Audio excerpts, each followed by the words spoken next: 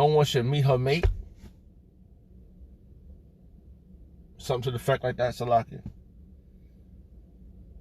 Wisdom, skill in war, wisdom in administration, wisdom, prudence. All right.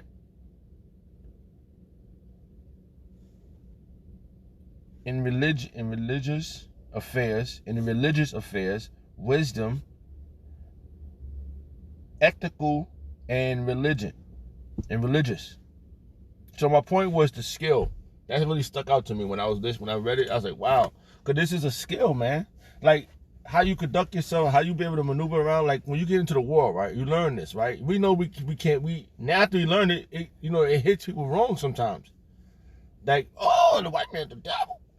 Ah, you start running around, start going nuts. You the devil. That's not how you apply the skill. The scripture says, be harm as a dove, wise as a serpent. So now when you get around them now, you had this feeling all the time, but now you know why you had the feeling, because based upon the doctrine in the scriptures. When you go to Deuteronomy chapter 28, when you read that, now you know why you was fucked up in the game. So now you apply it differently in the world. You apply it differently. You know? This is we're learning to be spiritual men. And when you become spiritual, the gifts that the Lord's going to give you is you becoming a king and a priest. And both of those at the same time. Simultaneously, you'll be a king and a priest. And Yahweh Shah himself is going to give you these crowns and these authorities to rule in his stead. What scripture is that? Is that was overcome? Let's find that real fast, because that just came in my mind. I can't remember what chapter that was. Was it 3? Let's see if it was 3. We'll come back to that real fast, because I got another point I wanted to make. Let's see something here.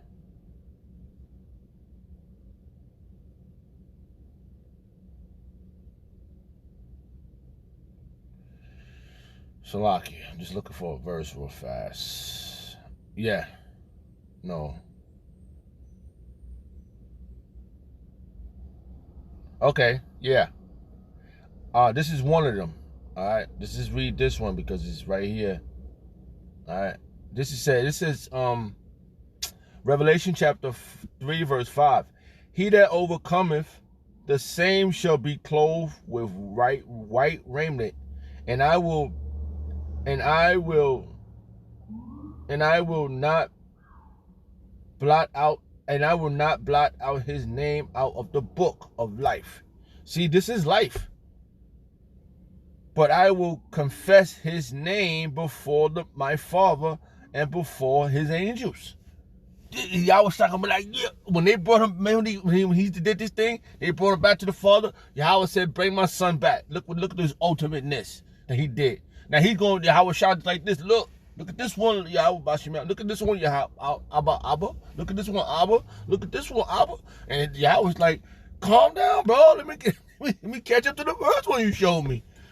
Damn, I want to be one of those dudes. Salakia. But you can't. I'm just trying to, like, Yahweh Shah's like talking to Yahweh, like, Abba, look at this one. Look at this one. Look at this one. Yahweh already know the deal, who's who, but it is the point.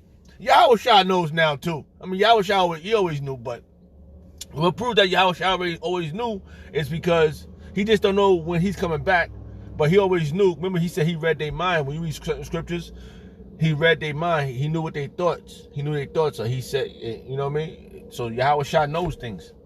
But just the point, like, you gotta extrapolate. I be thinking like this sometimes. Like, it's dynamic, man. It's really, I never thought that, like I said, I never, prior to this, I never read the Bible before. I never was in it, prior, before the 14 years right now that I learned this.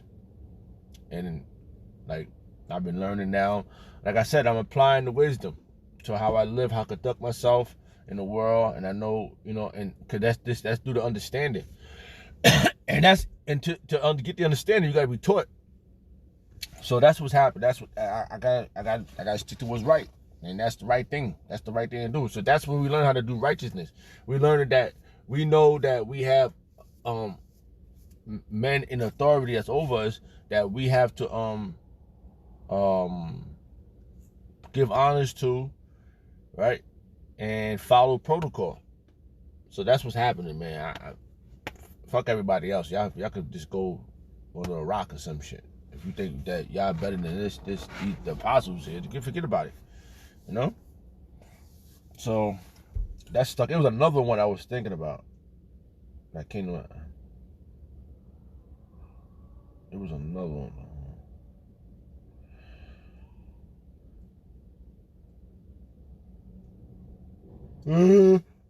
Oh, lucky. Well, that one was good.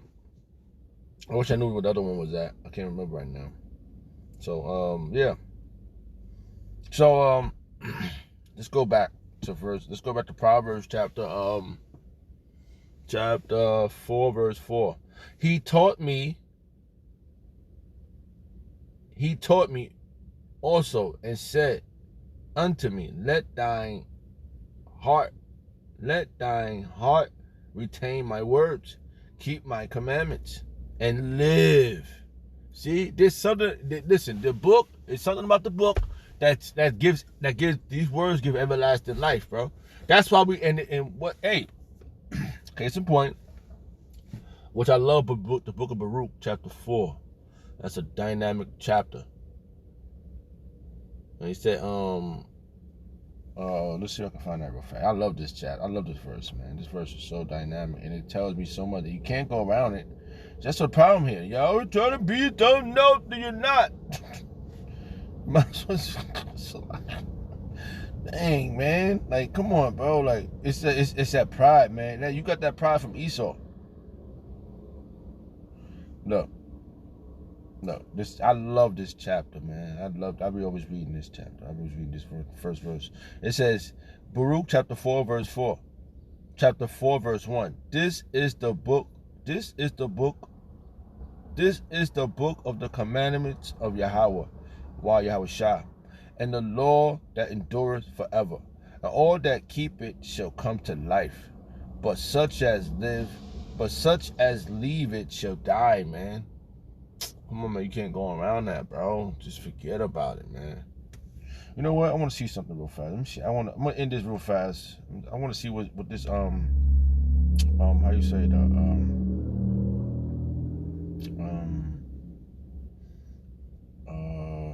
not that way. This way, Salaki. I'm trying to figure out what I'm trying to do here.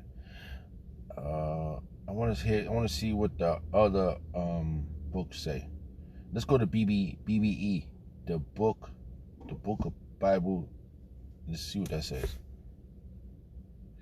This is Proverbs chapter 4, verse 4. He gave me teachers. He gave me teaching, saying to me, keep my words in your heart, keep my rules, so that ye may have life. So there you go. So, hey, let's see something. Lucky. Woo!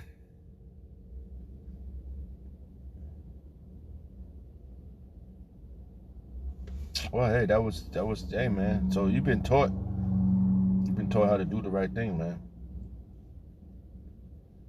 Now you gotta apply it. That's what's happening, man. We applying it to our daily life. And it says more. What the scripture says, in our absence. Oh, hold on. That I'm gonna end that with that one. Slovakia. In my absence. That verse that just came in my head. I know that verse. In my absence. You brothers know this verse. Therefore, yeah. I'm gonna end it with this one. Philippians chapter 2, verse 12. Wherefore, my beloved, as ye have always obeyed, not as in my presence only, but now much more in my absence, Work out your own salvation with fear and trembling. So there you go. You can't go around that one, man. So that means when you go somewhere else, you're supposed to be conducting yourself accordingly. Like our eyes on you. You're supposed to be like, hey, man, I do truly believe, man, that the Lord has called me, and I'm just looking to be chosen. And I'm trying. I do the best of my ability. I go out there and I hold myself to esteem. And I always say to myself, what would the apostles and the elders do at this moment? You know, that's what I do, man. That's how I conduct myself. You know, and I feel like, you know, I know I got a lot of issues. Like, you know, financial issues and all this issues. But it be those days when I be like, oh well, fuck it. But then those days, hey. It's the balance. You know, you get all frustrated sometimes, but hey, the Lord said, be angry, but sin not. And hey, he helps you out when he comes on time. He's always on time. You know, he don't come when you want it, but he's always on time. Right? He want to see if you're gonna let him go, and let his leg go. You know. Oh, the timing, something to that fact. But that was a quick one. Salakia, any rambling. All praise and honor and glory go down by Shemel Shah, by Shemel Kakodash. Shalom to the Akim. Shalom.